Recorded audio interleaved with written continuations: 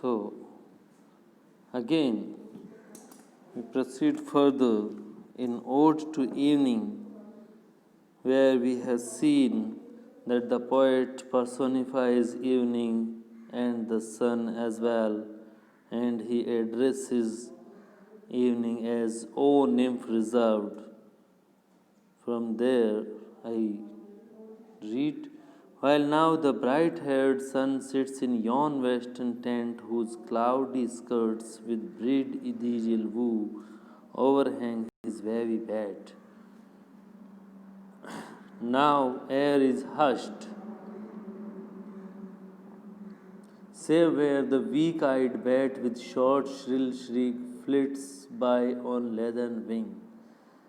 So, there sun is in its western sky, setting and going to bed, and its bed is not a simple bed, its bed is hanging in the sky, and it's a wavy bed, and there the skirts are breed ethereal woo, and now air is hushed, the atmosphere is that of somewhat solemn and calm kind, save where, and there are no sounds are audible except, save means here, except the weak-eyed bat with short shrill shriek flits by on leathern wing.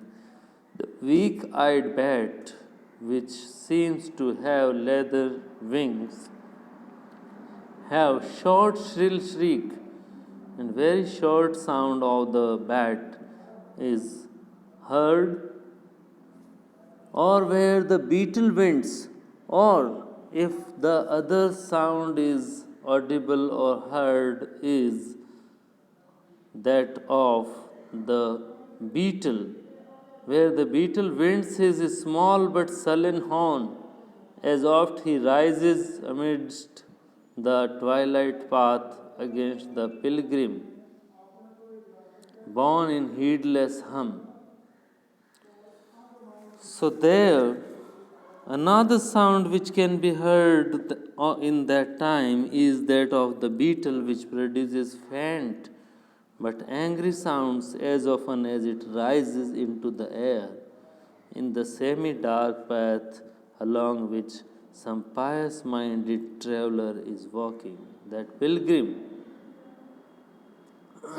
against the pilgrim born in heedless hum, and who is heedless, that pilgrim is heedless or unaware of the presence of the bat or the other sounds, and that pilgrim is pious-minded traveler, and the beetle seems to be blowing a horn, though at the same time it is heedless of the humming sound which it produces, and the beetle is unaware of the sound it produces. And here, in the next lines, the poet addresses evening again and requests the evening, now teach me, maid composed, to breathe some softened strain. And the poet appeals the evening. O evening, you can be compared to a serene maiden, maid composed, which is cool, calm, and composed maiden. I call upon you to teach me to sing some subdued song. And he invokes evening to teach him some song which is subdued, the musical notes of which, passing through the valley that is becoming darker and darker at this time, would not disrupt the stillness of this hour, but would seem to harmonize with it. To breathe some softened strain, teach me some soft song, some subdued song, whose numbers, whose cadences, stealing through thy darkening veil, they do not disturb the environment, the atmosphere, or the valley may not unseemly with its stillness suit, and that should not disturb, and that should suit to the atmosphere of the evening time. As musing slow, I hail thy genial loud return, and at this time I am lost in my thoughts. As musing slow, I hail, but I greet. Hail means greet, welcome. You are coming once again because I love you and because you are really lovable. As musing slow, I hail, I greet thy genial loud return. Your generous and gentle personality, which I love, and in return, I also seek your love.